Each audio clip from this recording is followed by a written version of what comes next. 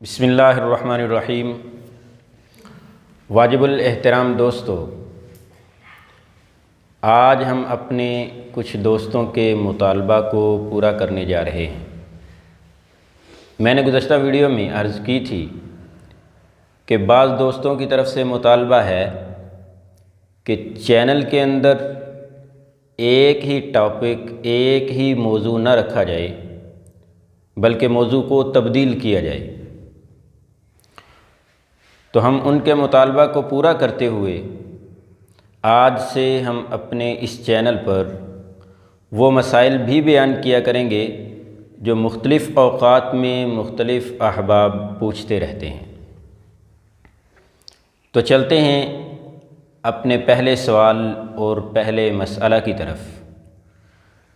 مجھ سے چند روز قبل 2-3 مسائل پوچھے گئے، جن میں سے ایک مسئلہ آج کی ہم اس ویڈیو کے اندر دیکھیں گے اور باقی دیگر مسائل اگلی ویڈیو کے اندر انشاءاللہ العزیز پڑھیں گے۔ پہلا مسئلہ یہ ہے کہ کس بچے پر نماز جنازہ ادا کی جائے گی؟ جس بچے نے دنیا میں سانس ہی نہیں لیا، کیا اس پر نماز جنازہ ادا کی جائے گی یا نہیں کی جائے گی؟ تو جواب اس سوال کا یہ ہے کہ جس بچہ نے رحم مادر سے نکلنے کے بعد اور انتقال سے پہلے سانس لیا، چاہے 1-2 سانس ہی کیوں نہ لیے ہوں، اس کی نماز جنازہ ادا کی جائے گی اور اسے غسل بھی دیا جائے گا اور کفن بھی پہنایا جائے گا، اور اگر موقع مل جائے تو اس کے کان میں اذان بھی پڑھی جائے گی۔ مطلب اگر اتنی دیر تک وہ زندہ رہتا ہے کہ اذان پڑھی جا سکے تو اس کے کان کے اندر اذان بھی پڑھی جائے گی۔ ہاں، البتہ اگر موقع ہی نہیں ملتا تو پھر کوئی حرج نہیں ہے۔ اگر اذان پڑھنے کا موقع نہیں ملتا تو کوئی حرج نہیں ہے، لیکن نماز جنازہ بہرحال ادا کی جائے گی۔ نماز جنازہ کا اذان کے ساتھ کوئی تعلق نہیں ہے۔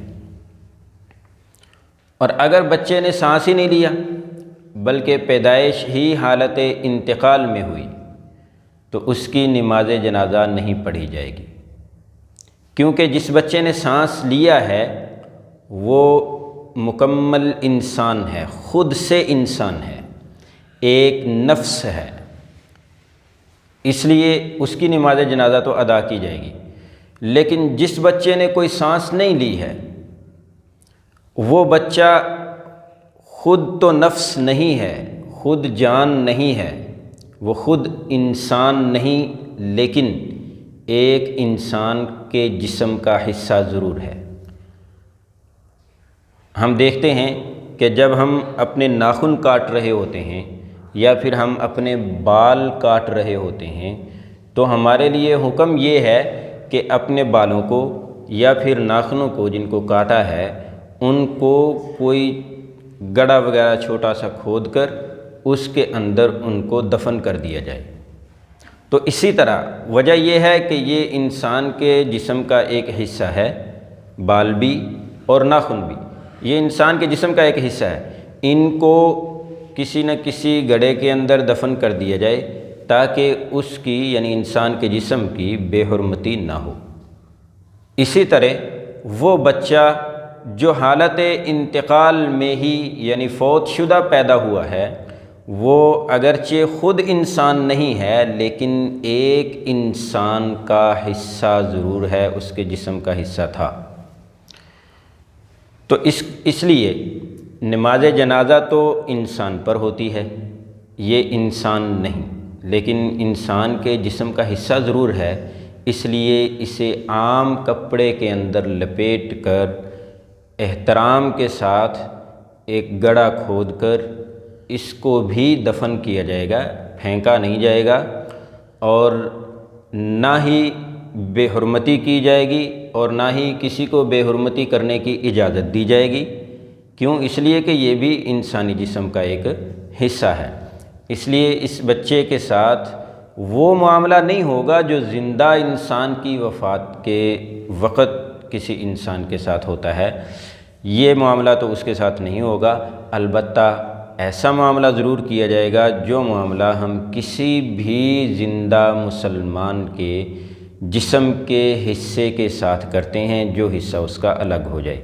اور دوسری بات یہ ہے کہ اگر ہم دیکھتے ہیں کہ کسی انسان کے جسم کا کوئی حصہ کٹ جائے خدا نخواستہ کسی وجہ سے، اگر وہ کٹ جاتا ہے تو اس کے لیے بھی حکم کیا ہے کہ اس کو اٹھاؤ اور اٹھا کر اس کو بھی احترام کے ساتھ دفن کر دیا جائے، اس پر بھی نماز جنازہ نہیں ہوتی ہے۔ تو اسی طریقے سے نماز جنازہ اس بچے پر بھی نہیں ہوگی جو حالت انتقال میں یعنی فوت شدہ پیدا ہوا ہے، تو اس بچے پر بھی نماز جنازہ نہیں پڑھی جائے گی۔ البتہ مکمل احترام کے ساتھ اس کو دفن ضرور کیا جائے گا، اور کسی کو بھی اس کی بے حرمتی کرنے کی اجازت نہیں دی جائے گی۔ محترم دوستو، اگلی ویڈیو میں دیگر 2 اور سوالات لے کر انشاءاللہ العزیز ہم حاضر خدمت ہوں گے۔ تب تک کے لیے اجازت، السلام علیکم۔